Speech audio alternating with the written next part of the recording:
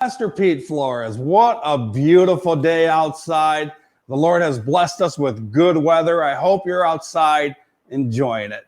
Turn off the TV, walk away from the bad news, and get in the good news. God is the good news. His gospel is strong enough to overcome any season that you're in. Think about our hills and our valleys. We rarely recognize our hills, our high points, but man, we like to focus on our valleys. And sometimes we just need to go a little bit farther. Because if you would recognize that a valley is only in the middle between the two hills, you would recognize that you need to go a little farther. Say that to yourself right now.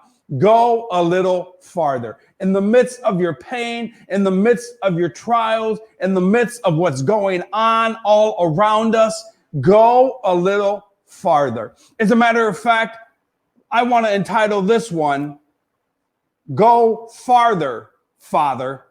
That's what it needs to be. Go farther, Father.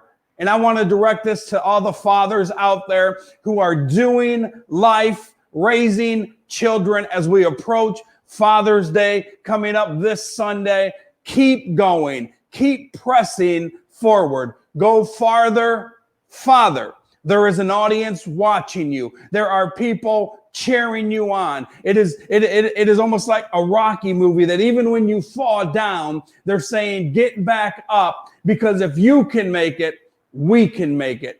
I've always been challenged as a father to not show my internal on my external, because I've always pictured that what are my kids going to see? And I'm not saying that I always got it right, but I always wanted to let them know that even though you can get caught up in some hard times, even though we can go through a trial, it is going through. And as a father, I need to go farther. Sometimes we don't go farther and we just assume the position that we're in and we settle. And that's really never a good place to be. Let's take Terah, Abraham's father, for example. Genesis 11:31 says this, and Terah, the father of Abraham, left Haran. They left their home and with the grandson and the daughter-in-law and that was Abraham's wife. And they went forth together to come from out of the place that they were in. He was coming out of the land of idolatry. He was coming out of the land of worshiping stars and moons and all of these things of the Chaldeans, whether he was signed up 100 or not. It was Terah who was taking Abraham, his son, and his daughter-in-law, and other people with them out of the land of the Chaldeans.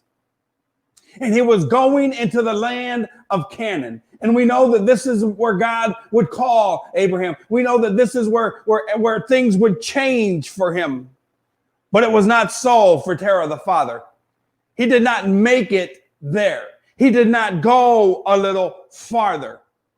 And maybe it's because he worshiped idols, and that's who we trusted. And I don't want to speak out of context or for him, but nonetheless, he did not make it to Canaan. But we know now, that as you stand here as a father, the best thing to do is to learn from somebody else and go farther.